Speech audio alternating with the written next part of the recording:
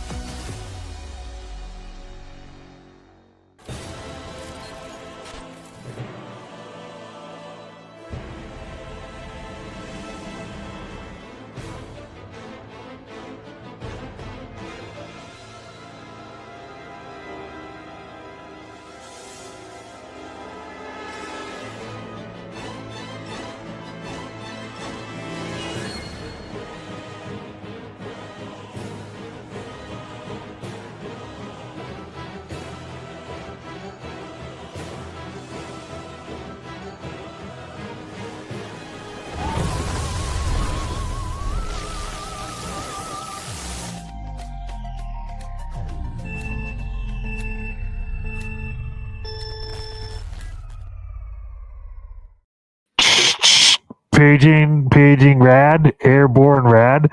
What's up, everyone? Welcome to Friday. It's your favorite people. This is Pixels Plastic Inc. And we are excited to have you here today. It is going to be a fantastic show with fantastic times. As you may see in the chat, Rad is in the air because his private jet showed up a little late. That means someone's losing a job. Someone's losing their pilot license. But the show must go on, and that is why we are here.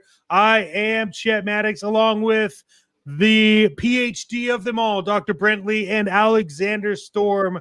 This show is fantastic. I love Batman. They love Batman. Fellas, how are you doing tonight? Dr. Brentley, a lot of bats behind you right now, brother. I'm doing Batastic. Oh, there it is. There it is. There's the Batastics. And Mr. Alexander Thunderous Storm, I haven't seen you in at least 72 hours. Yeah, I would take it even shorter than that. But yeah. What's going on? What's going on? How you doing? Hey, good Friday night to everybody out there, and actually good Batman night to everybody out there. That is right. That is right. It is Batman. We are going to get into all things Batman, as much Batman as we possibly can. Some stuff that's sold out that we didn't know about. Again, if you're jumping in for the first time, this is Pixel Plastic Inc. We are SKN. Make sure you like, subscribe, follow, and click the notification bell for more. This is Pixel Plastic and Ink.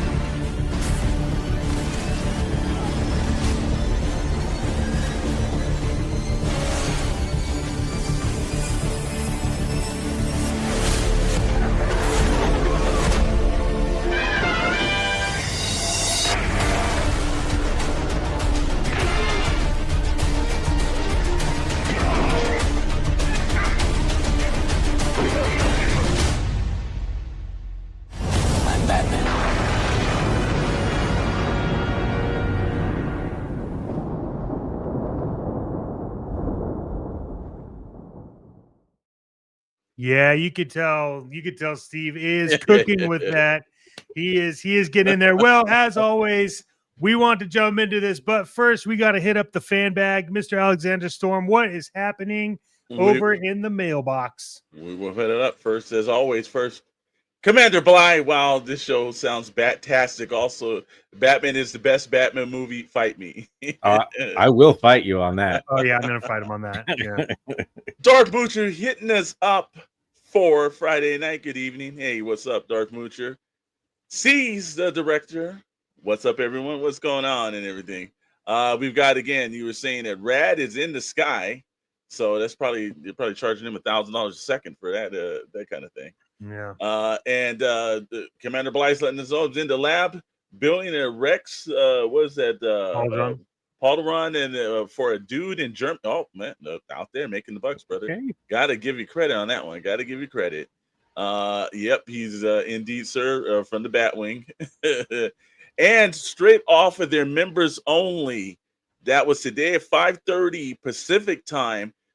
We got the Wholesome Warlock from the Purple Gang. I hope you guys were over there. We told you on Wednesday to do that. Hopefully you signed up, you remember over there, and you actually got some good prizes. But while you're doing that, make sure that you're signing up and being a member over on this channel. It's as low as 99 cents, and you get some exclusive, like, all kind of brand new podcasts, Action Figure Frequency, which I know one man down below did a really good job on this late one. And it is about Batman. So if you tune over to Bandito Radio on Saturday, you'll be able to hear it. But if you want to listen to it tonight, hit that 99 cents, become a channel member. And then from there, like I said, again, we got Rad saying it's snug in this bat ring, rather to be Alex's cool Cobra Rattler. Yeah, brother, it's sitting right there. It's sitting right there. And then Steve's getting some love from Commander Bly. And other than that, I love, of course, also the Sky. So again, man. Thank God it says we gave roughly $1 million worth of toys. Here's the thing. I think that's a very rough one. Well, I mean, it all depends on how you value these things. Yes. And then C's director is saying this, and we were just discussing this before we came on air. He was able to get and I'm sure you're talking about Tom McFarlane, the Batman, the Catwoman, the Penguin, and the Penguin Commandos. And I'll wait for the Duckmobile to hit the Ross and everything. We'll see about that, man, because I was on the fence about the Duckmobile as well. But we'll get into that. We are going to talk about that in our pre-order mafia thing tonight. Warlock.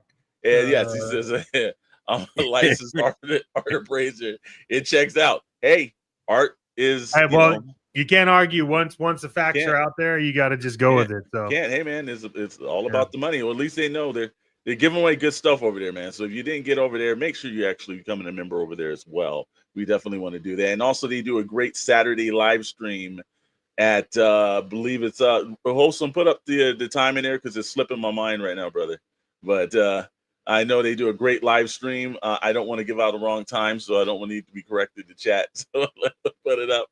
But hey, man, a lot of people don't understand that tomorrow is again, they have days and they have times, and every other situation, 9 p.m. Eastern time, 6 p.m. Pacific Standard Time, Purple Gang, the official Purple Gang over YouTube. Batman Day. Now they keep making days up and everything, but if there is any character on the face of the planet that truly does deserve a day, well, this man does, man. I am not going to even doubt it. He's put in his point. September 20th this year, which is Saturday tomorrow, is Batman Day, but we're doing the pre-Batman night. So you're going to get everything's going to be about Batman. We're going to talk about some comics. We're going to talk about some toys. We're going to talk about even some ink. And, let's pull up the graphics. Let's get us rolling and everything. Right, Chet? Yes, sir. Let's add this up here. That is the wrong one. There we go. We got this figured out. Yeah, Batman. Look, we went over this. We kind of went over. I wouldn't necessarily say to the degree that we're going to do here, because we were absolutely going over the history of Batman toys, which a lot of knowledge was dropped on that show, so you might want to go check that out. The action figure frequency one, solely about the history of the Batman toys all the way back from Migos and moving forward.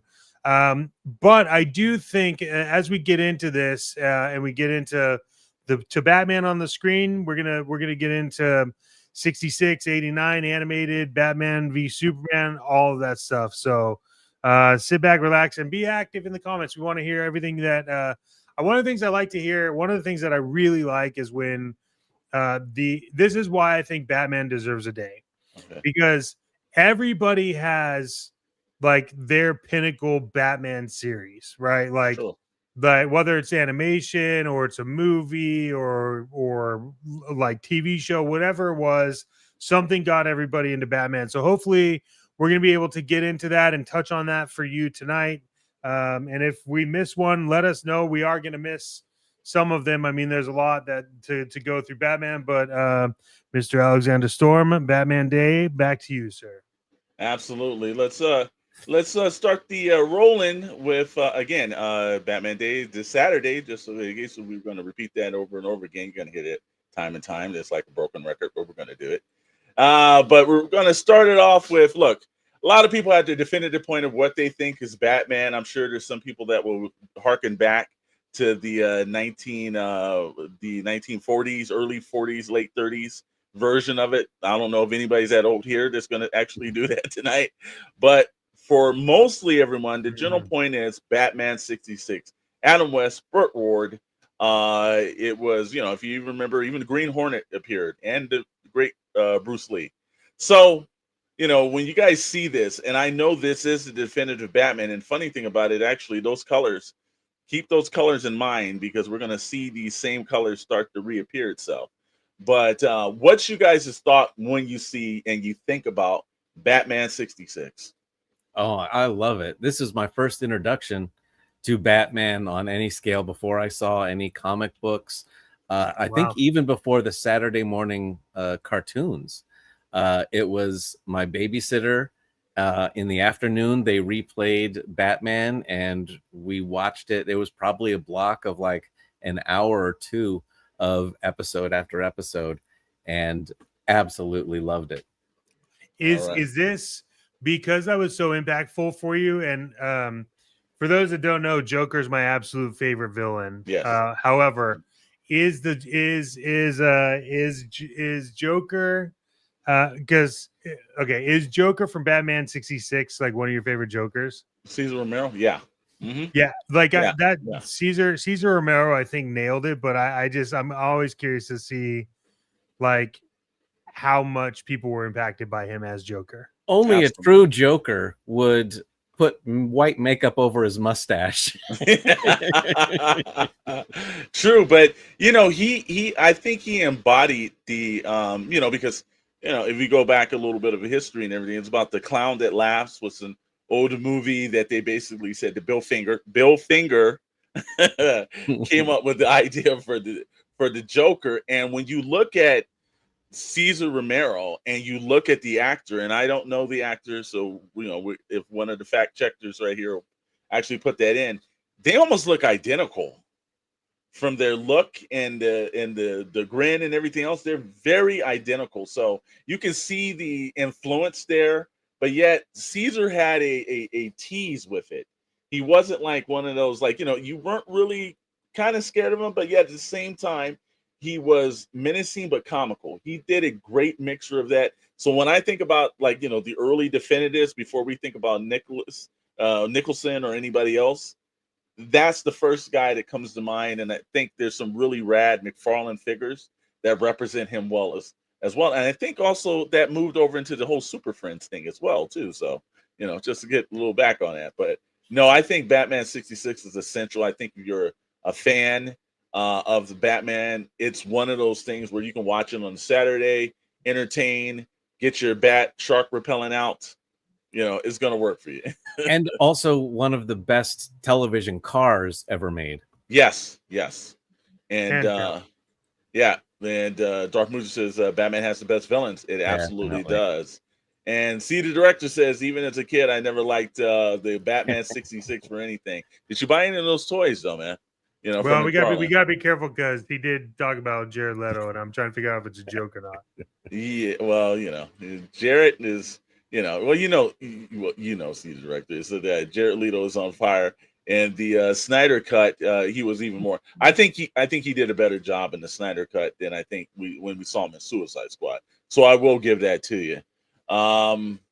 And also if you look as well, we're going to put this right back up too. He also said, which is very true as well, the Arkham games and Batman Returns and Batman versus Superman. So yeah, good a collection of those. I would have loved to have seen Caesar portray Joker on the big screen where he could have gotten where he could have just gone for it. Well, he was on a big screen, but it was the 1966. No, yeah, but I'm talking about like now, like I'm saying like right now, if we could transport him to now and let him play Joker, like have the material.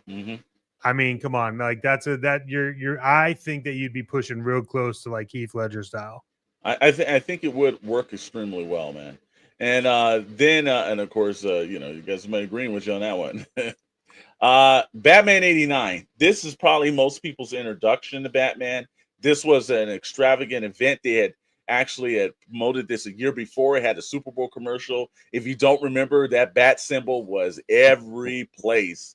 They even made out here in Southern California. There was the Manhattan, was it Manhattan 6 or Manhattan 10 Manhattan 6, theaters.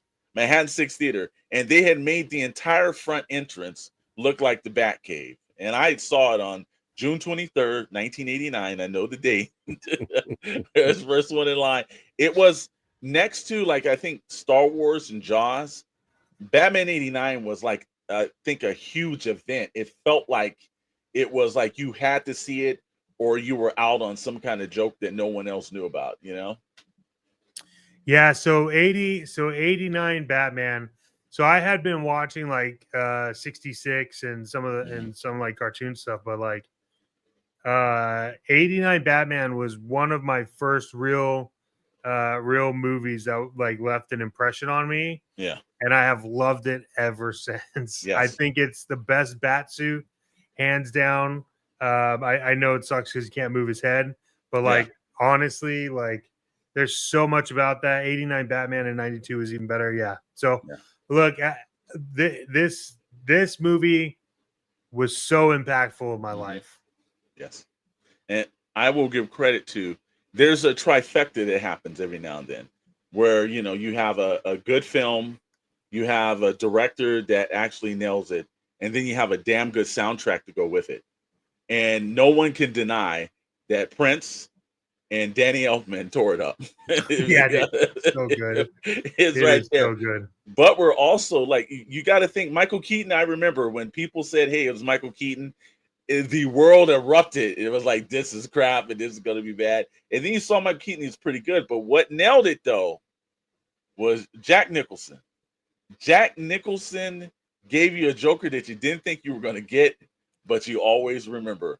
He was fantastic, especially the museum stuff, because there's a lot of ad-lib and everything going through there. He was magical in that movie, man. And I will always remember that for the two of them, mostly.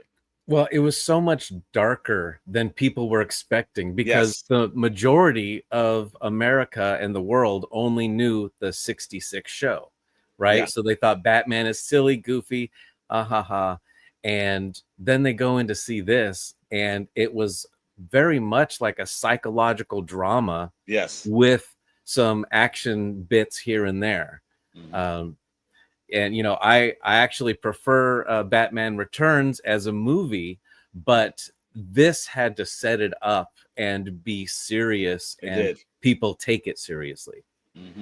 Yeah, and you can really see the one thing that I appreciate about Batman is that you knew it was shot in Pinewood Studios. It felt like it was bigger, it was grander. The one thing that I love Batman Returns, but you could tell it was shot in the studio.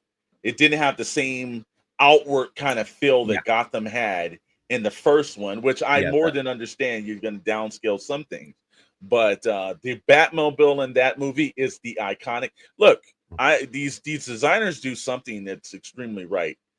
the 66 Batmobile, Mr. Barrett's, it's recognizable. You know it is. You know it's a Batmobile. You see that the 89 Batmobile, you know it. You recognize it.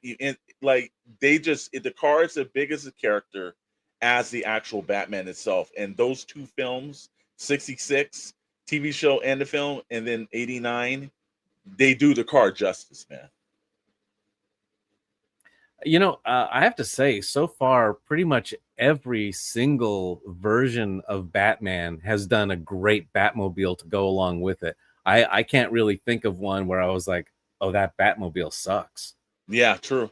And the director said Batman 89 was the first Batman toy that I had, and seeing what we have now is amazing. And it's true. And actually, you're getting even more detailed with some of the stuff, because now, look, McFarlane nailed that. McFarlane nailed it. If anything, he nailed the Batmobiles. But also, if you're going to go out, and we were talking about this on Action Figure Frequency, if you're going to end the contract and you're saying, hey, man, you're going to go out, some people would go out with a whimper. McFarlane's like, no, I'm going to give you some stuff. He's banging everything left and right. that Catwoman looks exactly like Michelle Pfeiffer. I'll save that for the Pre-Order Mafia segment, but I'm going to give it to you. He's doing it, man. Yeah. And like I said, Commander Blythe says, yeah, dude, Prince, come on, man. Come on. Like I said, every time I hear the song, you're like, wow, man. And Rad goes, Batman 89 changed superheroes for me. I think it changed for everybody, man. And Rad also said the McDonald's toys, which we will get a little bit more. We're going to talk about is we don't have a slide for it, but we'll talk a little bit about Batman Returns, which a lot of people state that was a better film. And if you could go darker, I mean, that was pretty much a black and white movie. you could go darker for this one. Batman became a lot more brutal. There was a lot of like puns and intended. It was definitely grown up. But I remember most of all when we talk about McDonald's toys. I remember I actually have those mugs, the plastic mugs from Batman Returns, the one that said the cat, the bat, and the penguin.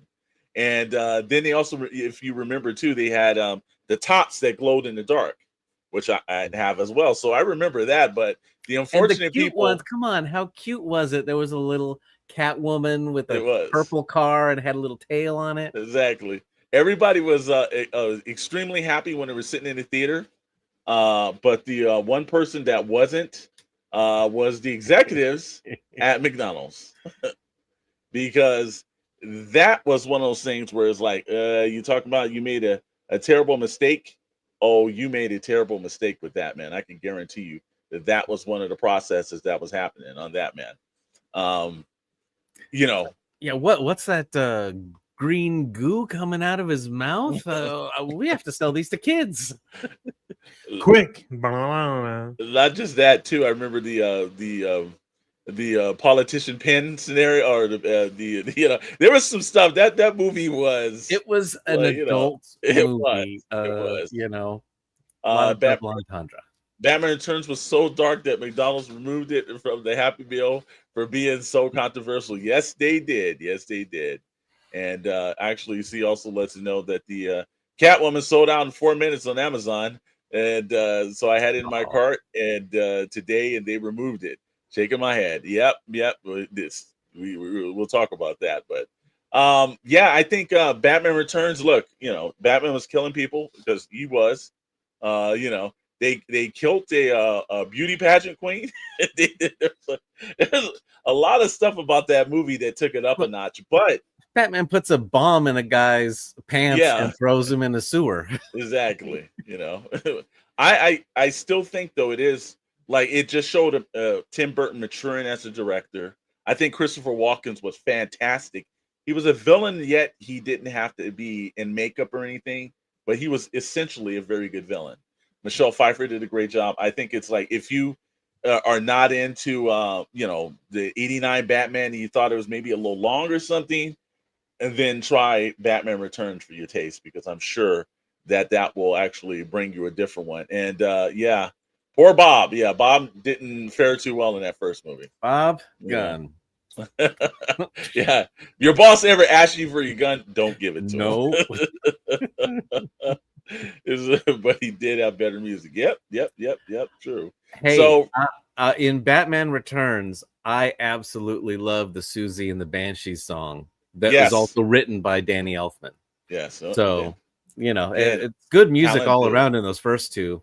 And even, I will say, the music in those first Batman movies, all four of them, the music is good.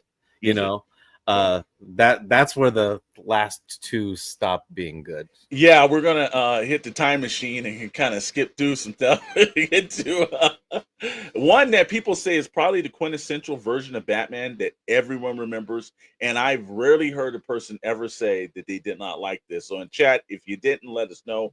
Batman the animated series, Kevin Conroy as the voice of the iconic Batman. So many great stars, so many great characters. Of course, you've got to remember the quintessential episode, Hearts of Ice, with Mr. Freeze. I think he changed that character in my point of view, that he's never looked the same after that. I remember watching this at they had Insomniac on ABC News, and I was up at 2:00 in the morning. They showed a preview of this, and I saw the animation with the Man Bat episode, and I was like, what the heck is this? Yeah. It immediately stopped me in that place. I knew this was probably going to be something cut better than the rest. And they used, of course, Danny Elfman's music as well, which was always fantastic. What's you guys' first impressions of Batman, the animated series? This was so good. And also a distinct visual style that was different than anything that had come before. And that was from using black paper and putting the light onto it instead of working the other way around, where you usually use lighter paper and go dark. And it just added such a cool look to it. It almost had like like airbrush or colored pencil or crayon look to it. Amazing. And it really is like the definitive Batman from the comic books. Yes, it is.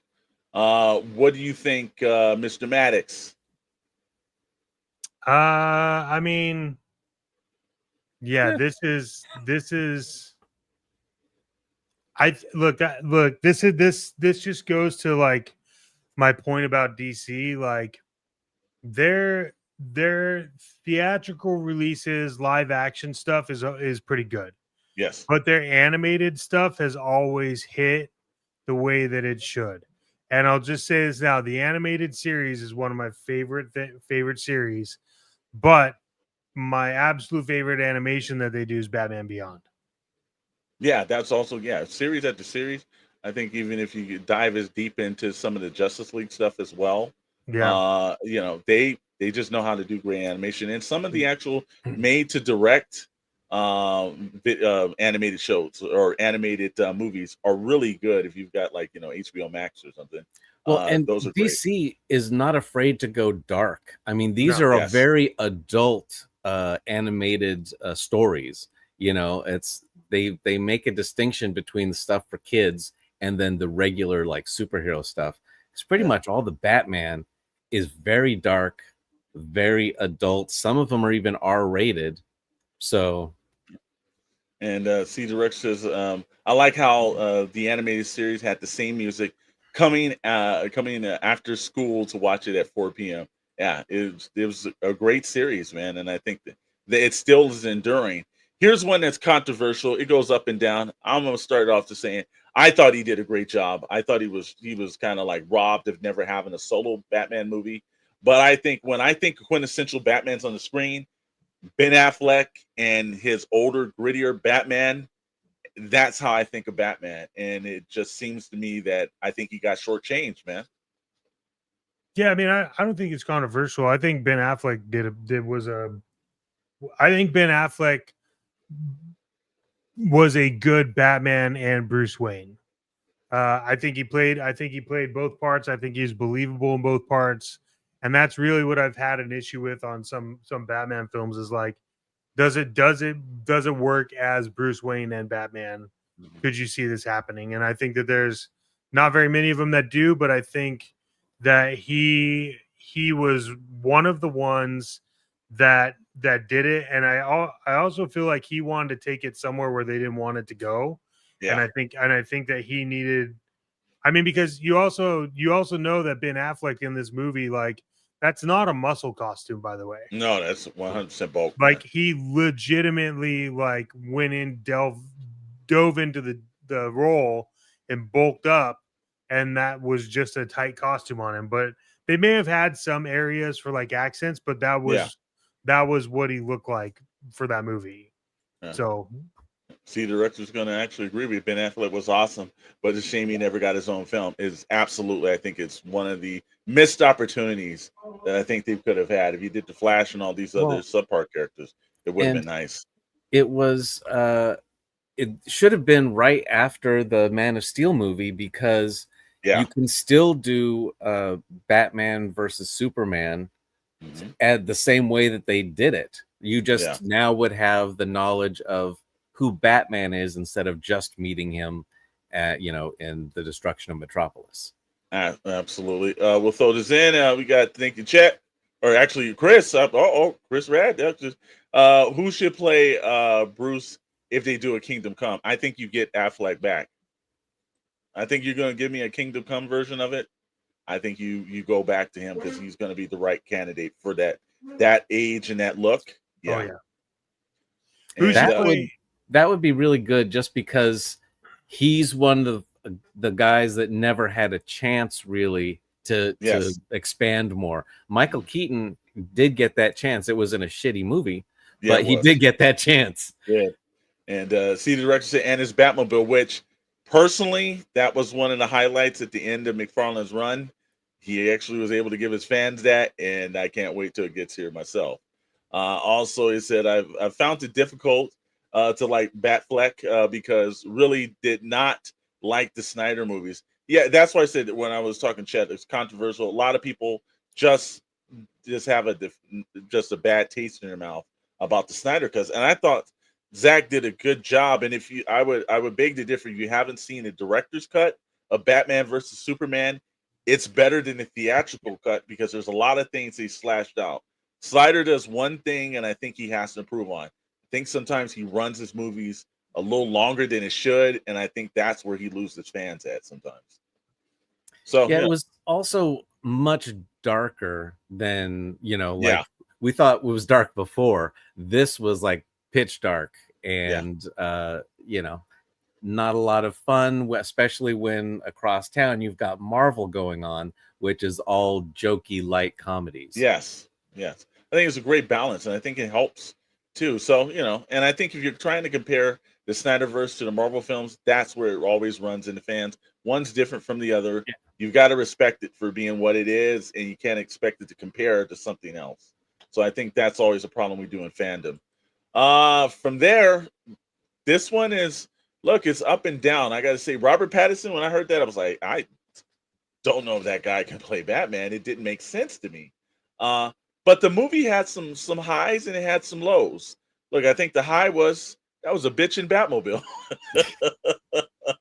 I think the high was the people that made the movie and thought it'd be good. This is such like a dumpster fire trash movie. I can't get through it. I know people are like, no, it's fantastic, it's great. It's like, no, I just can't get through it. And I don't understand how you made the Penguin out of this movie, because the Penguin is fantastic.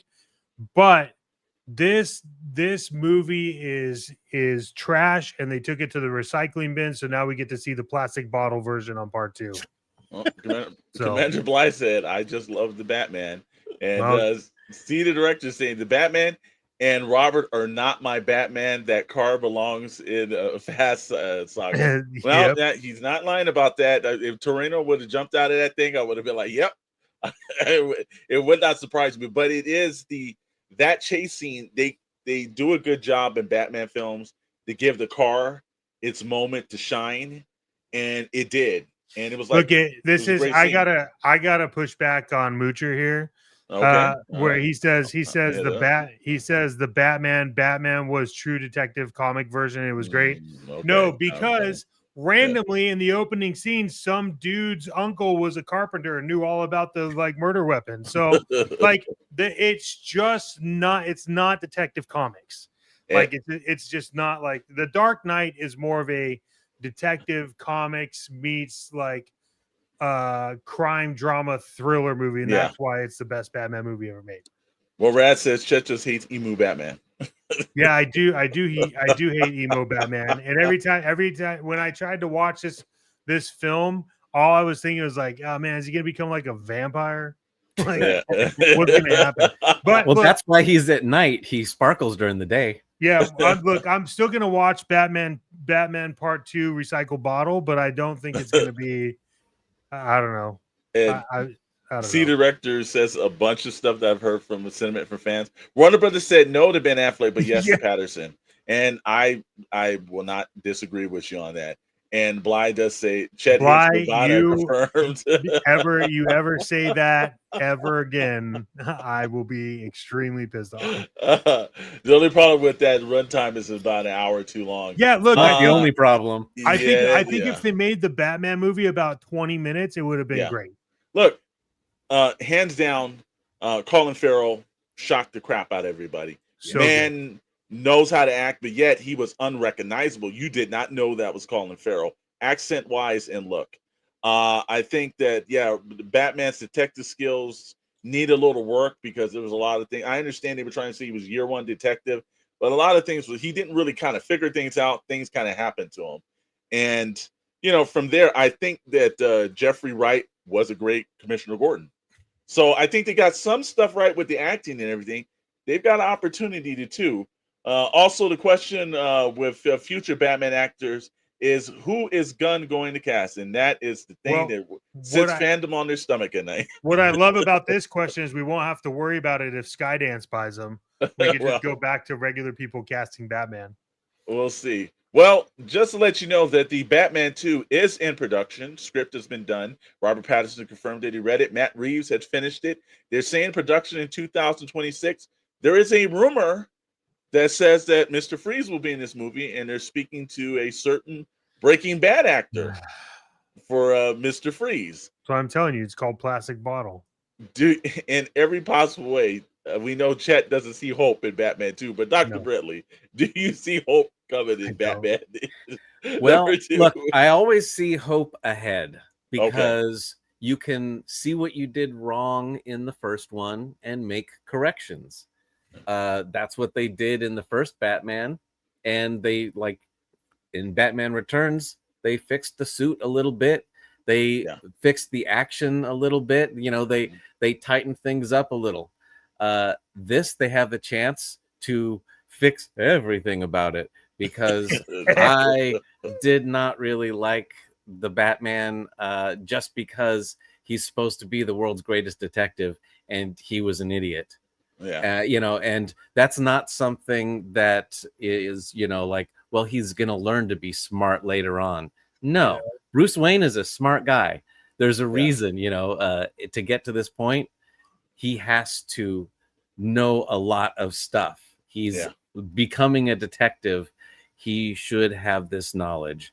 And they kind of dropped the ball on that. It says, do you like the Batman movies or the Penguin show more? Penguin show more. Oh, the Penguin show. Good. Penguin show has to be some of the best writing over the last few years. Rad says Team at Work. That's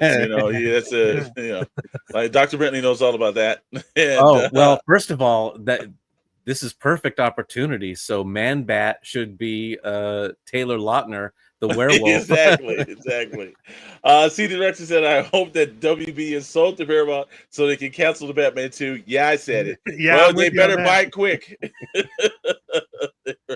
They better buy it quick.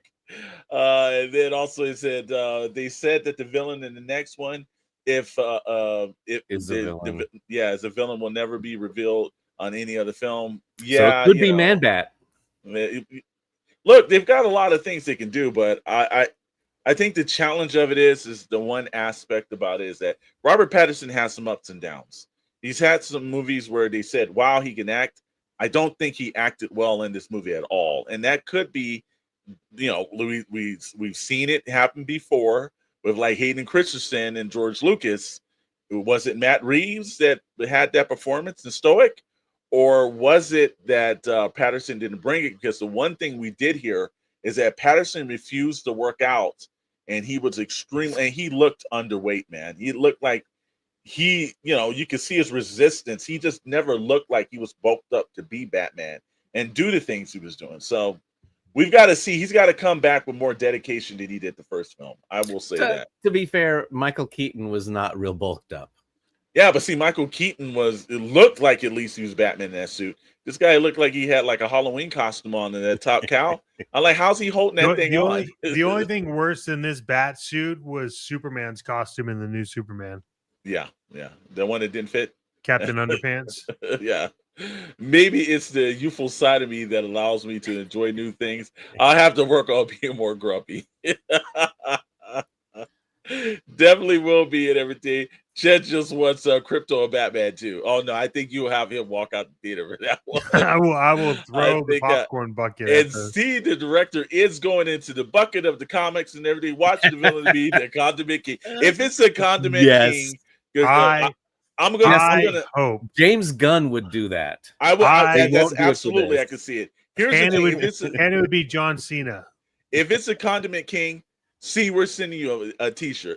If it's the Condiment King, we will send you a T-shirt. I hope it's the Condiment King. Yeah, now I'm like, that's a good one. That's pulling out the. I will be the dude in the theater being like, now we're talking. Now this is the movie I want to see. Yeah, well, we ran through all this, and you know what it's time for? Bruce Campbell. They will never give him a shot for that. Never. But you know what it's time for, everybody? Your favorite toy segment here on PPI. It's time for Pre-Order Mafia. Oh, but before that.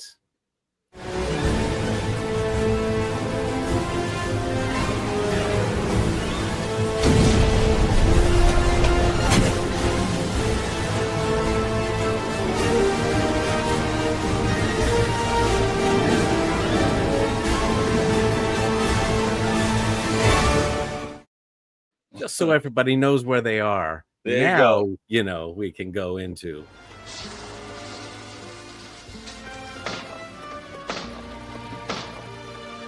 Leave the McFarlane. Take the Mezco.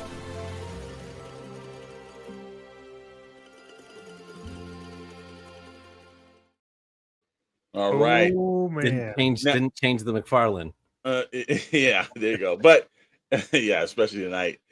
Two things. One, there's one other segment that we have. We didn't glance over the Nolan saga, but we wanted to actually do this on one thing to ask people, why is there the resurgence of this?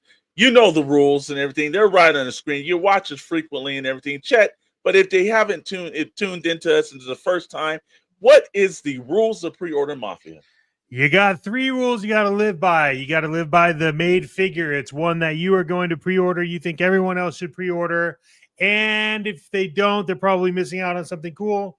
And that's their problem. They're lost, but you told them. Then your second rule is it's a forget about it, which means that maybe it's not your cup of tea and maybe you just don't want to buy it at this time.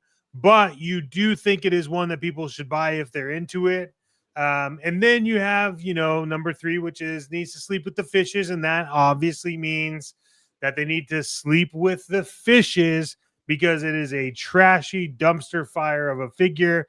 And there is no reason why you should buy it. And sometimes in a very rare occasions, on very rare episodes, we do have a number 4, but that is always different. And you'll know when you hear it because it's never good. And that is Pre-Order Mafia. So let's roll it. Yep, so we're going to roll in, and this is the one thing we're going to go back a segment to get forward a segment, which is always great. But when we talk about all the best Batman movies of all time and actually some of the best merchandise, and this is specifically why the merchandise, somehow the Nolan films have jumped up back into public awareness, and we're starting to get a lot more merchandise from McFarlane, from Mezco, from Mayfex, from InArts. Dark Knight is now coming through. Not so much for the Dark Knight Rises yet, but I'm sure give it time. But is it the films that inspired everyone that this is the reason buyers? It's just that they've looked at what we've seen out there, and now Christopher Nolan's is seeming like he's doing stuff the best, man. Well, Now, I hate to say it, but these are almost like 20-year-old movies now. Yeah. So the kids that watched this, and this was their first introduction to Batman, are now all grown up and probably taking their kids to stuff or introducing them. And they're like, hey, no, you got to see this Batman first. This is the Batman. Okay. All right. Well, just to get you that, and like we've been seeing a Dark Knight craze all over the place. We saw it last year with McFarlane, but we are seeing this year Mezco is dropping some heat. And those aren't actual stills from the movies, ladies and gentlemen. That's toy photography. That is an actual toy. Yeah, it looks like he's ready to do this. you know. Oh man, what's so going on, good. Deadman? Yeah, Chet. When you see this, immediately what goes through your mind, bro? That I wish this would have come out after LA Comic-Con because I just can't buy this one right now. Yeah. Look, this is my absolute favorite Joker of all time. Heath Ledger killed this. I do have the Mafex one. But at 116, I've got to hold off until after LA Comic-Con. But look, this one is like, if you can get it, you should buy it. You should have this in your collection. This is one that's like, this is, I mean, all of these being a toy placed on an image that was taken from the movie is like, come on. And we went over this on Action Figure Frequency. There are 7 pairs of hands, 5 heads, I think 4 knives, a gun, 3 different types of bombs. Like this, like she says, it looks awesome, but it's money. But it's got all of the cloth goods. I mean, this is what people want when you're charging that. Yeah, the head sculpts are next level. Yeah, Deadman Juan says this is looking good, and it is. And cloth goods. Look, just him holding the card right here. I don't know where Heath Ledger begins and toy starts going, but this is just amazing. When I saw this, I was like, oh, they've hit a high on this, and I'm almost on the point where saying that this might be the definitive Joker in the toy format. I think it is. I think this is the one that you just have to buy. I literally can hear that Joker laugh in my head when I look at this. That is phenomenal. So we flow back a couple of weeks ago. If you actually didn't, this was started off this whole Dark Knight phenomenon. They actually did Christian Bale from that movie as Batman, and of course, like again, I don't know if this is like pulled from the film or it's actually toy photography, but this is toy photography. And Mezco's just like, whenever we thinking that, hey man, they can't hit a high, they hit a whole nother high. And Deadman's pushing, I think it only has 4 head scopes. Yeah, it's looking fantastic, man. And again, now it's again, it's this people's just definitive version. Now it's like we're hitting the part where people are like, this is my version of Batman. For us, it's probably more of Michael Keaton, and for this next generation, like, no, it's Christian Bale and these films, because they do stand up every time the Dark Knight's on. I don't care what it is, how far in the movie it is, or how early it is. I have to watch it every time, man. And the other thing is, they've had a couple of movies with Batman since then, and they're like, oh, these are not as good as the Nolan ones, so let's just go back to the ones that are good. Rather Blight says fake Robert Pattinson Batman looks okay. And the other thing about the Joker, Heath Ledger, is that we forget that was such a risk when it came out, because we hadn't seen anything like that in live action. They had done a couple of times in the comics some very dark stuff with the Joker where his face was all messed up and that kind of stuff, but we hadn't seen anything like this. It was like taken so seriously, and just a wacky version of it that it's tough to beat. Wasn't the movie that Heath Ledger did right before this like Brokeback Mountain? So yeah. So people were like, I don't know if this is, But I remember reading when he passed away. I remember reading that people were like talking about how he was so into the film that like Jack Nicholson was calling him like, you got to take a break from it, you got to step back, you got to like get out of it, you got to do, and he just wouldn't. He wouldn't sleep, he wouldn't do it. And it's like, unfortunately, when you know that and you know what happened and you rewatch the film, you're like, I can see that. Well, I think also there's always a public doubt scenario, and I think anyone else that's playing the Joker, I remember when they said Jack Nicholson, people were like, Jack's a good actor, but the Joker, and it just didn't quite feel right. And then you kind of see Heath Ledger, and I remember people were like, "Oh no, this is not going to work." We were sitting in the ArcLight Theater, and a couple of key things, a lot of things. But they say like the lights went out in the ArcLight and everything. People hated the Bell and that Heath were cast. They did, man. They talked about it like there was no tomorrow, bro. And there's just one aspect of it where the minute you see him on screen, if you haven't seen an IMAX, I hope they put it back in the theaters. This movie is worthy of seeing an IMAX or regular, but IMAX you will appreciate. That opening scene with the whole bank was masterful. And you're like, wait a minute, man. You knew from the 30 seconds in, this is going to be a cut better than the rest, man. And the story you were going to finish was I was gonna go. I didn't know how far you wanted to go. Oh, come on. We're sitting in the theater.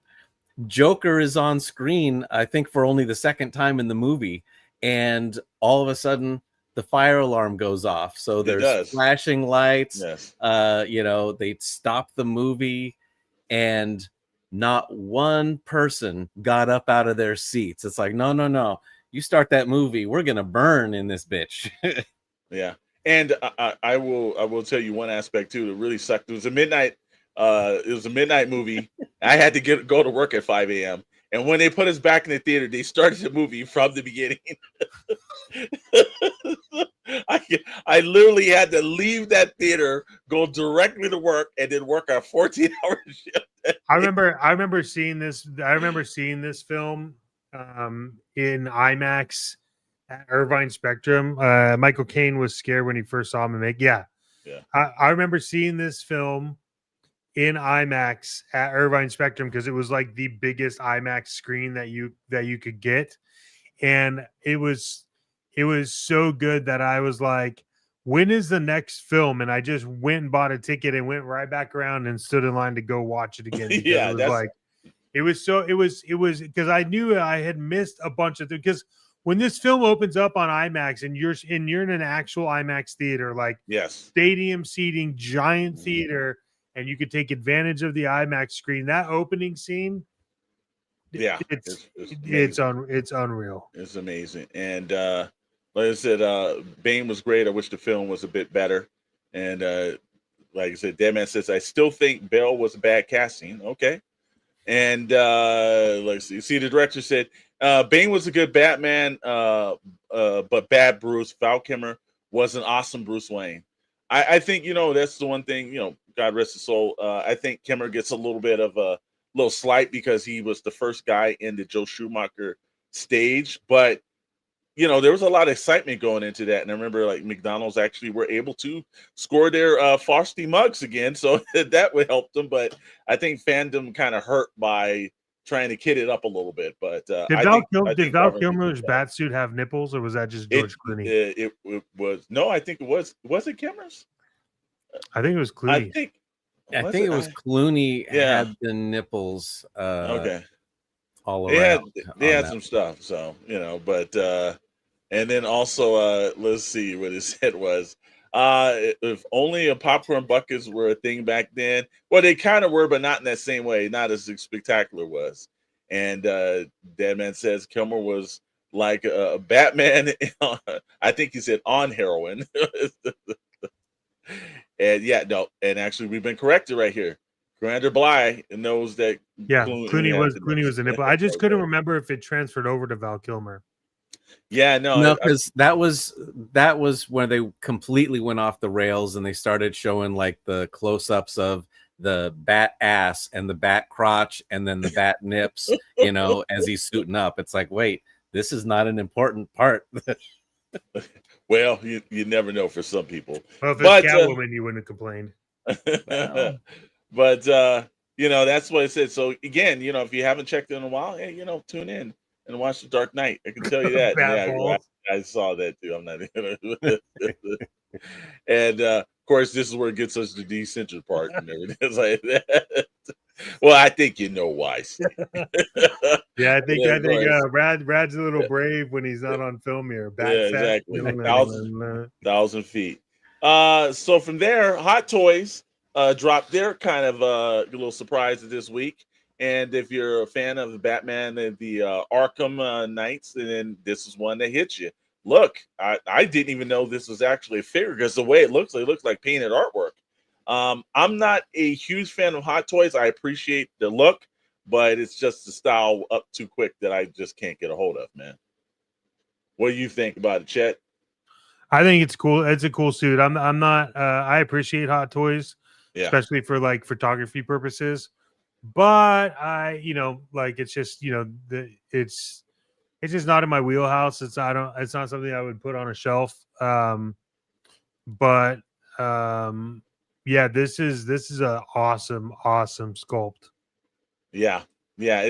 Look, the one complaint like we talked about on Action Figure Frequency, I just think Hot Toys is meant to just sit on the shelf, not to pose, not to do anything else. It's not really, you got to be careful with toy photography because the things are extremely fragile. But if you're just into something that sits there and looks great, hey, Hot Toys does a great job for it, man. Yeah, it does look great, but yeah, this is not something that I would get. I would be more into getting a traditional Batman. Yeah, and see, the director says that I have this Batman from McFarlane, but this looks awesome. And, you know, I can't disagree. There's a lot of linear looks on this character. Comes with a great stand and everything, which, again, Hot Toys does do a good job of, you know, making sure they got the accessories. And, you know, I think it's always great when these characters are put into, like, premium settings. They do a good job with that. I will give them credit on that one. And it says a friend of mine saw this and is all over it. Yep. Again, Hot Toys. Again, either you love them or you just like it's just a step too far up in collecting, and I'm willing to pay and go. But I think I think they're essential. So, guys, we'll hit this. We'll hit the rating system on the two Mezcos. What was the ranking that you guys would give it? Made figure. Yep, made figure. Okay. On the Hot Toy. What's the ranking that we'll give it? Forget about it. Forget about it for me. It looks great, but yeah, I wouldn't get it. Yeah. What about you? I'm gonna give you the same thing as forget about it. It's like I love them. It's just the price too much for me to actually put on out the pocketbooks.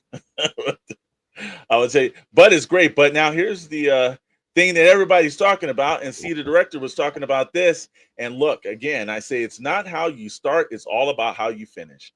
And McFarlane is 100% kicking people's butts right now because I don't know whether it's the licensing or something. He's just like, I got to give Mattel just all the crap. This looked like the closest to the actual actors that I've seen him ever do. Like that one, like the Catwoman looks exactly like Michelle Pfeiffer. And yeah, of course, also we'll see right here that put up there that Rad says, I love that Christopher Walken's and it looks fantastic. And it says, I respect the people who collect Hot Toys, but it's not for me. And absolutely. And yeah, like C was in there. These Batman figures were a hot item today. Everyone was talking about that. C, absolutely. So we're going to go through and see. Again, I'm on the fence about the Commando Penguins because, you know, somehow, when else are you going to get a Commando Penguin? Come on. I don't know. We're gonna see what Mattel does. But you got the new Batman suit. The first one's very restricted for him. The second one was a little bit more mobile, and I think the action in that second movie was a little bit better. But that Michelle Pfeiffer, Catwoman, is like wow. Like that, if that face sculpt holds up to when you get it in hand, like McFarlane's really kind of like, you know, again, Mattel might want to start thinking about, do they want to hold that license? Deadman said, "Dude, Todd's finishing so well." I absolutely will agree with you on that. Even down to the bolo whip, it just looks. And then also, whoever did toy photography did a great job because it does resemble the Gotham City in the Batman Returns. So give him credit on that. So, do you think Todd McFarlane was like, "Oh, they're gonna cancel my contract. I'm just gonna Yeah. do the best work I've ever done for them." Damn right. Yeah. Well, Makes also them mad. it's like an audition for any other licensing out there. Yeah, that's So true. if he nails this, then people say, "Oh, well, remember," because again, a lot of the early imperfections in his line, people won't remember that. They're going to remember the last couple of figures he did and the last couple of vehicles. And my man is really taking this up a notch right here. What do you think, Chet? Yeah. I can tell you right now, like you're not gonna be able to find Catwoman. Like Yeah. it's really it's sold out everywhere. GameStop, Amazon, McFarlane. So like this is a figure that I will definitely like pay over for just because I really want this figure. But look, Todd is giving everyone a happy ending, and I think. And we're also forgetting that he also released another line the day before, right before this, Yes. that also sold out. And Yeah. so it's like, dude, I mean, this guy's just like, hold my beer. You know, the last, like, he's just, yeah. Mattel is going to really have to do something. Makes me think that Mattel will be a different scale. I haven't heard anything of the scale that they're going to do, but hopefully it's not the Motu scale. No, that would be absolutely asinine if that. Because I was able to get 2 sets of the Penguin Commandos. Can't wait, McFarlane cooked. Yep, I will agree with you. And it says go out on top like he's like maybe I should be doing a 5th version of Clayface. Hey, don't stop him, man, because he might be doing that. And this one right here, actually, I was waiting for him to say, "Is there coming by throwing a little Diddy party for the fans?" Had to put that in. Anytime we can get Diddy and some baby oil in the show, might as well. But got a couple more looks that will go right here. Like I said, I'm playing this like a heart from hell. And Teddy DeVito, and if the cloth, that jacket looks fantastic, man. Yeah. That jacket looks fantastic. I give you credit on that one. And he's saying, Todd, if you're listening, we're sorry. Come on the show. Yeah, no, he's not. But especially because of the beginning. Thanks, Steve, for that. Keep the Mezco Marlon. He ain't coming now. Well, look, he's actually done something so good. We're gonna have to change the opening of this segment. Absolutely, and yep. Who's bringing the baby oil? Well, he can't. I hope it's Catwoman. But I know Diddy won't be able to do that for a long time. But no, these are amazing. Did you see the next round campaign? Yes, actually, if you go over to plasticnews.com, you can actually see a write-up of that actual brand new Harley Quinn and all the different tiers there. So plasticnews.com, actually, we'll put a link in the chat for you. Get all your sourcing news from everything from entertainment to comics to toys. It's all on Plastic News. And there you go, right there. The link's right in the chat and everything. And right there also, see, said Mattel is going to cook like McFarlane. The license will be going back to them again. You know what? I think it was never about the craftsmanship of what Mattel could do over McFarlane, because I think McFarlane's superior. I think Mattel just had the resources and the capital that were far superior to McFarlane. So I think in business, and Warner Brothers was like, hey, we're not looking too good over here.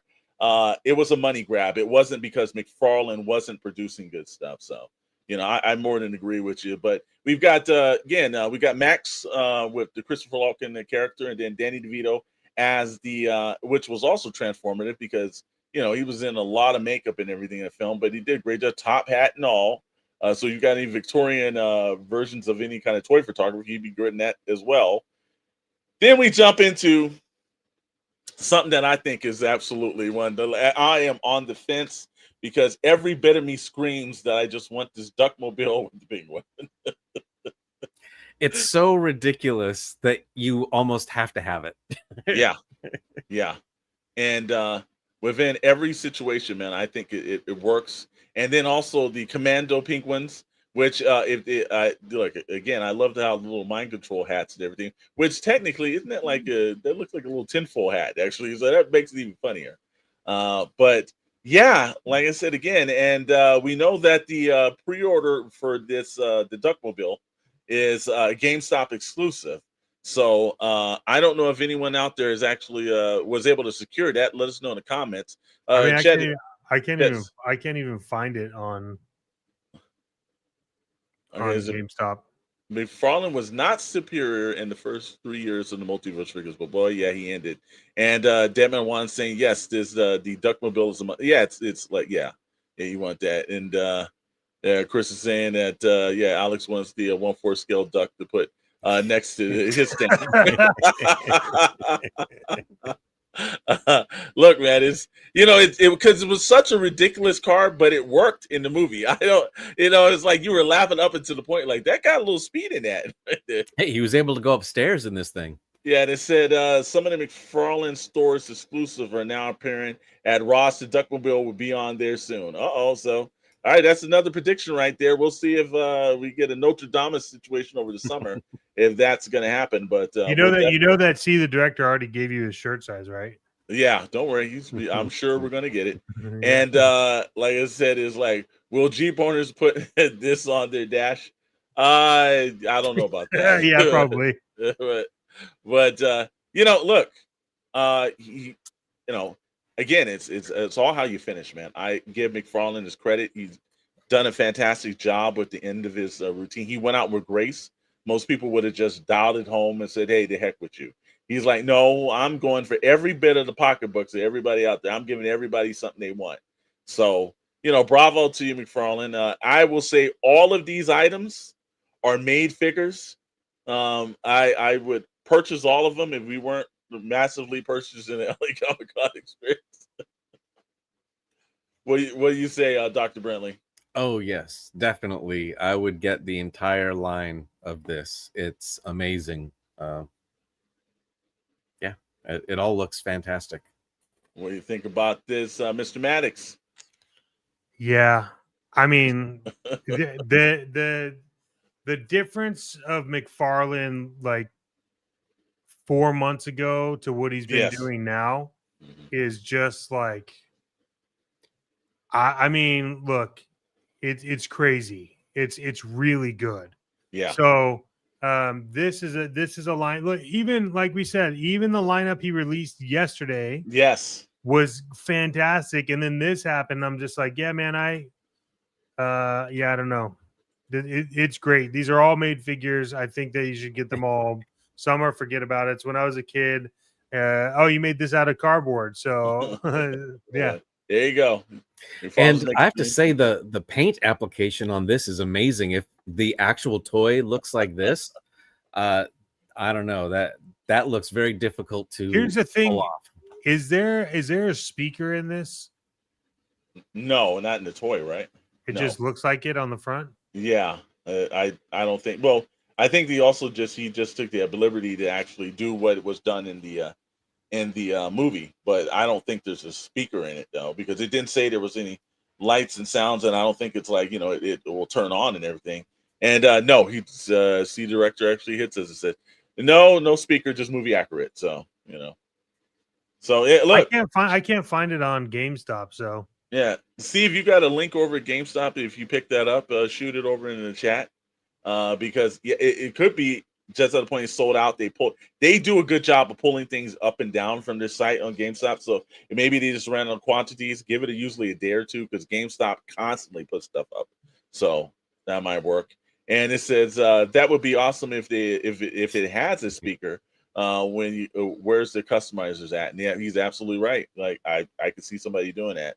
So out with McFarlane. Thank you for the pre-order mafia. And if you guys like that segment, here every Friday night that we keep doing it. But right now we're going to talk about some ink and everything else like that. We're going to run down a couple of key things. Again, since it is Batman Day tomorrow, one of the things we're going to tell everyone is that to make sure that you are absolutely heading over to an indie comic book store or indie toy shop to do your spending.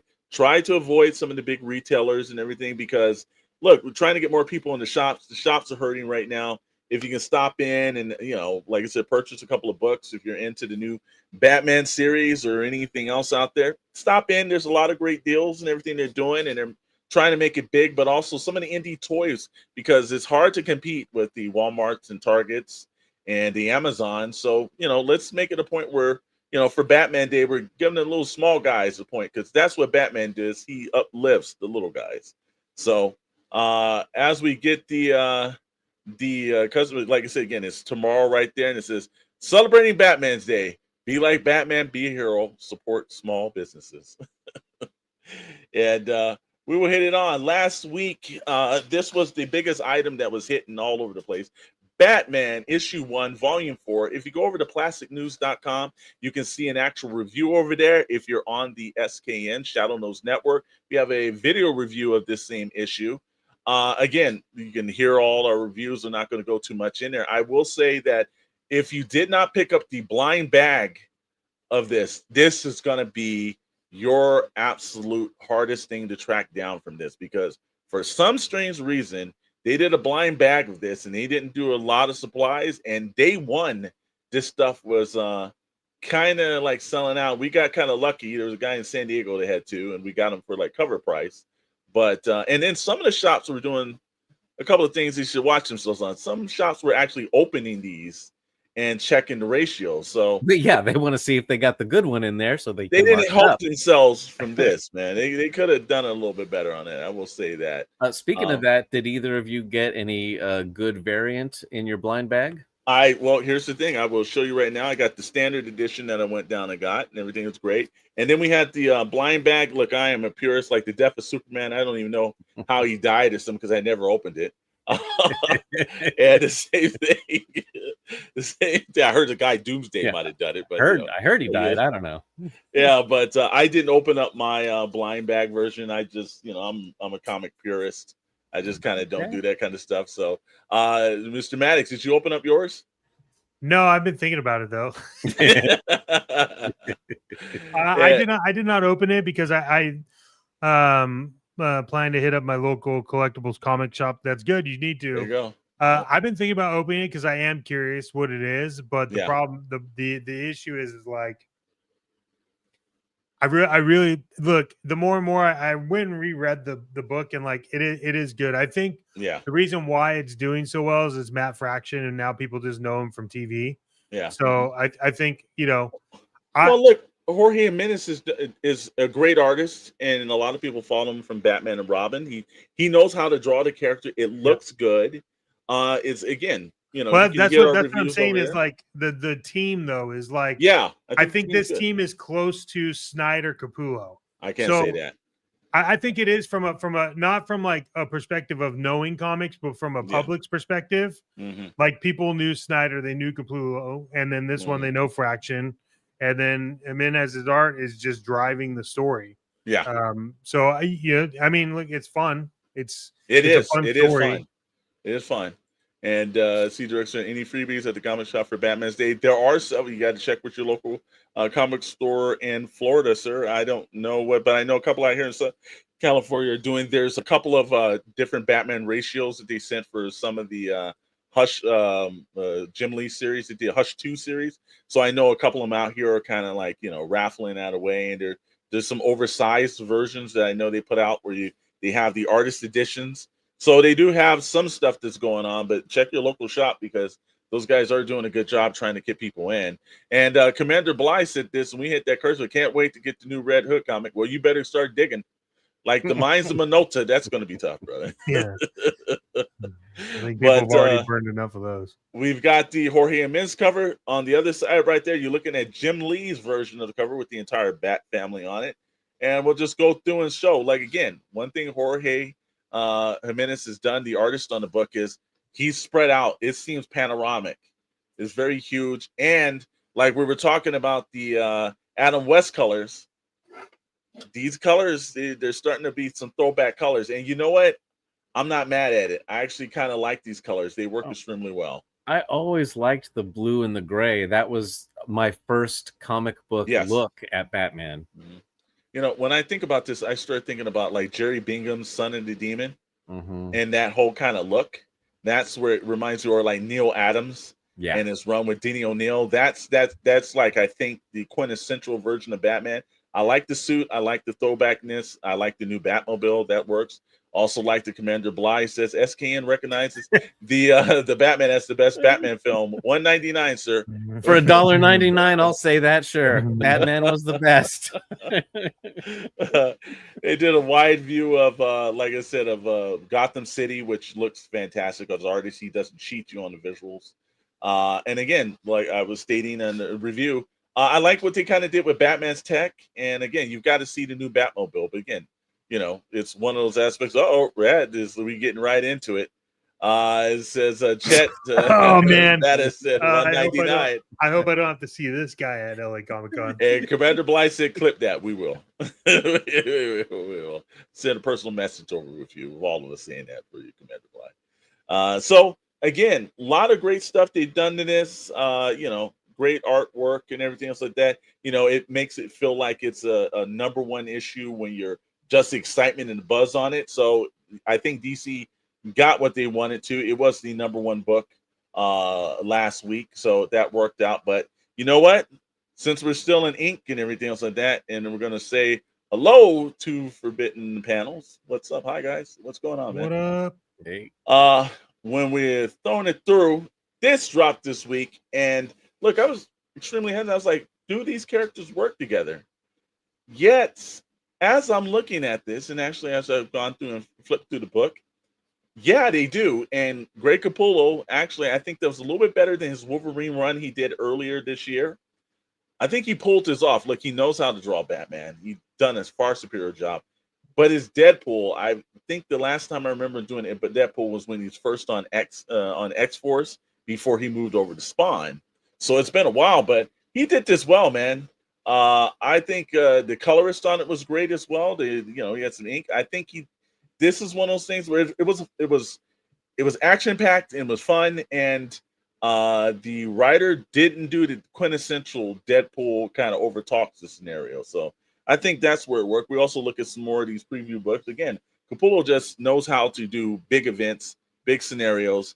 I don't know if Deadpool's ever looked that good, but that's fantastic, man. Yeah, one of the reasons why I think this works is just like when you put Deadpool and Wolverine or Deadpool and Cable, when someone is so deadly serious and you put them against Deadpool, that leads to great stuff, you know? Yeah. Because it's like, yeah, these two can't stand each other and they're just going to have to get through this thing together. Yeah, and Commander Blythe says, "Love the blue and gray Batman." I think that's also too. It stands out a little different than some of the dark colors. You're able to see Batman across the comic store a little bit more. I think it was a good addition to it, and it's the throwback colors. I think this is how comic fans see Batman in his colors. So I think they did a great job. And again, I think Deadpool looks really good. Gotham looks great. Dude, this is I want to talk about it. I'm not going. I read it, but Yeah. like this is fantastic comic book making. That's all I'm gonna say. And like Deadpool, awesome throwback to OG, like great. I mean, like the shit, like this comic from like the first page to the end is fantastic, and I think they're gonna have to continue some version of this because dude, this is a phenomenal read. So Deadpool is actually Slade. So again, man, great job. I think this is the kind of thing. It's been if I'm not mistaken, 13 years since the last DC Marvel crossover. I think both companies need to do this a little bit more. They essentially both need one another, especially with sales in this country. Well, and this one's being published by Marvel, right? This is Marvel's version. Yeah. This is Deadpool and Batman, and then they have a Batman Deadpool that's going to come out, I think, in October. So they're milking it, and hopefully we'll see more of this because, again, I think it helps fandom get people in the shops. What I'm excited about for the Batman Deadpool, though, is like I've always said that like DC is better at writing stories and Marvel is better at writing comics. Mhm. And I think that Deadpool written by DC writers, if it's the right writer, like is gonna be awesome. And it's Well, gonna be dark. It's yeah, gonna be dark. well, we will definitely see. And again, like I said, we're asking people for Batman Day to that's tomorrow, Saturday. Make sure that you head over to your local comic book store and local store, local comic shop. It's just one of those nights, isn't it, Steve?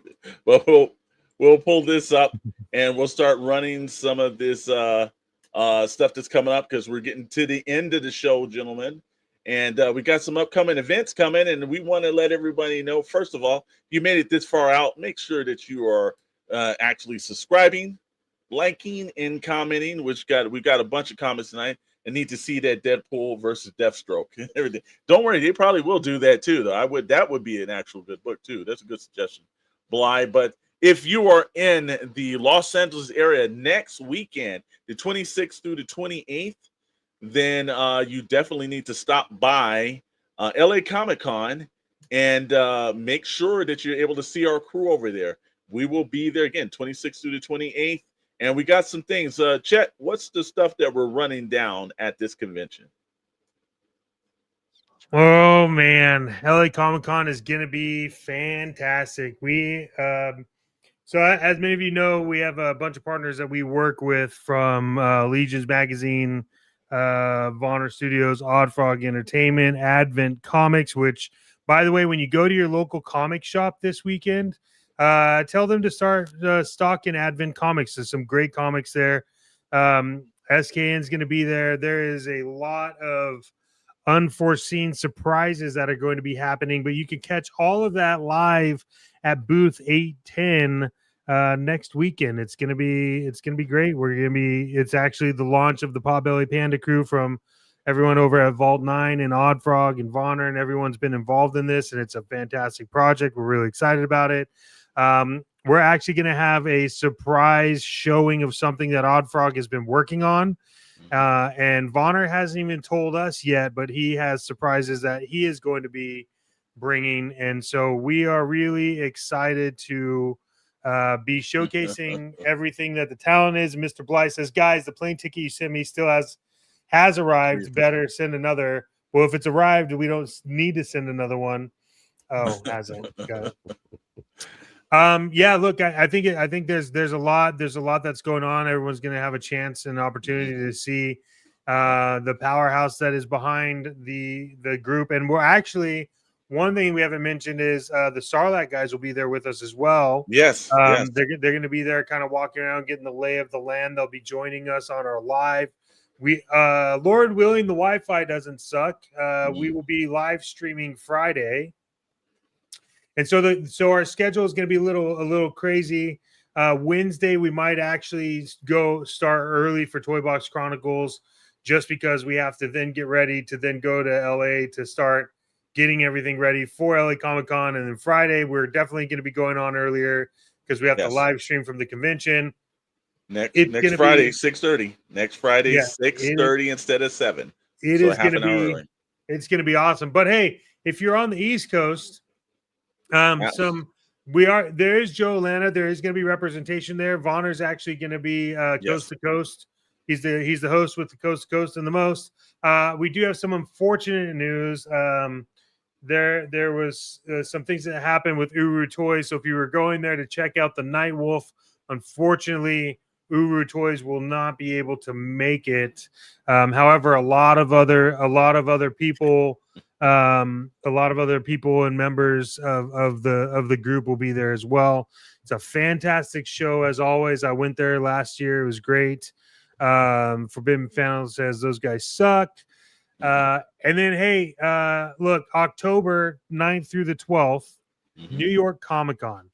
Now, New York Comic Con is shaping up to be one of the quintessential comic-related conventions, meaning that it is still comic heavy. If you look at it, New York Comic Con has the big publishers, the indie publishers, Yeah. The small actors, the large actors, like the big toys, the small toys, like they are really building the go-to spot. And I think that, look, San Diego Comic-Con is going to have to shape up or ship out, because New York Comic-Con is really, honestly, like is just pushing that mark. So check out New York Comic-Con if you can. If you just like to buy plane tickets and fly everywhere, then come hang out with us in LA and then go to New York. And tons of exclusives at New York Comic Con. So many. In fact, if you're going to New York Comic Con, I'm going to need you to pick some up for me. So, because I would like to point out that Alexander Thunderous Storm and your sexy host Chet Maddox did that for San Diego Comic Con. So just as a FYI. Payback. And it says, let's see, our dream is to booth there 1 year, and their artist alley is an parallel. Yep. I will say that, look, it's still very much a comic event. That's the beautiful part about it. So yeah, if you really want to go there and like get into toys and get into comics, you could definitely do that. It's not dominant. They do have a lot of actors and everything, but that's not the main part of the show. It's still a comic heavy one. So that's a great thing. And New York is really the home of comic books, because that's where Marvel and DC started. Yeah, true. And again, like I said, we're asking everybody for tomorrow.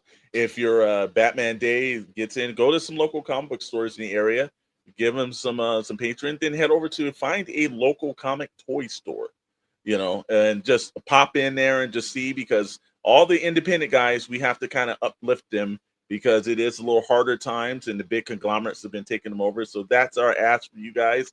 Look, I don't have anything tonight because we're rolling and we can keep this party going like we're going to go next week. Remember, Pixel Plastic Inc. will not start at 7 p.m. Pacific time, 10 p.m. Eastern Standard Time. It's going to start at 6:30 Pacific time, 9:30 Eastern Time. So it's 1 hour because the convention closes. And that's assuming that Wi-Fi will work. We're steadily crossing our fingers, but I know what will work. Friday, 10 a.m. Pacific Standard Time, the return of Good Morning Toy Box. If you've seen it, because we know a lot of you guys did, because we saw those numbers on there. Well, guess what? Good Morning Toy Box returns for LA Comic Con. We won't be actually at LA Comic Con. We'll be in studio or in homes or whatever. But then later on that day, you're going to see us actually from LA Comic Con. So that whole day is going to celebrate everything that's SKN, Bandito, Fonder Studio, Advent Comics, Legion Magazine. If you want to know it all, see it all. If you're looking for merchandise, it's there. If you're looking for t-shirts, it's there. You're looking for like some blind bag exclusive stuff, it's there. Make sure you're seeing it. And hey, I gotta say, guys, it's always fun and everything else like that. And it seems like something was missing, though. I don't know what was missing. I think it was Brad finagling on the flight and everything. So he must be up at the Mile High Club and everything, because he's not actually hitting anything for us. So yeah, Chad, you want to end it out? Yeah, I can't think of anything else that's missing other than you need to like, subscribe, follow, hit the bell for notifications and more. We appreciate everyone here, especially to our channel members. We appreciate you, and we hope that you enjoy the content that we put up. And we are actually working out a schedule for content members for even more content behind the scenes, things like that. So you have it. But one of the added features right now is that you get to see action figure frequencies. It really kind of like unedited and live video is the only place you can see the video. So as always, we thank you for hanging out. It has been 1 hour and 30 and it couldn't be any better unless we went longer. So thank you all for being active in there. And as always, keep chasing that plastic dragon, but it's not our fault if there are divorces or problems happening in your life because you buy toys. We're just here to say maybe you should. Also, if you have comics or movies or TV shows you want us to talk about, hit us up on Instagram ahead of time. We'll throw it on the channel. We'll do whatever you guys want within reason. If Commander Blythe, there's a couple of extra let's go through this and figure it out. But that being said, this is Pixel Plastic Inc. I am Chet Maddox along with Dr. Brentley, Alexander Thunderous Storm. It is Friday. Enjoy your weekend. Until next time, keep chasing that plastic dragon, and we'll see you then.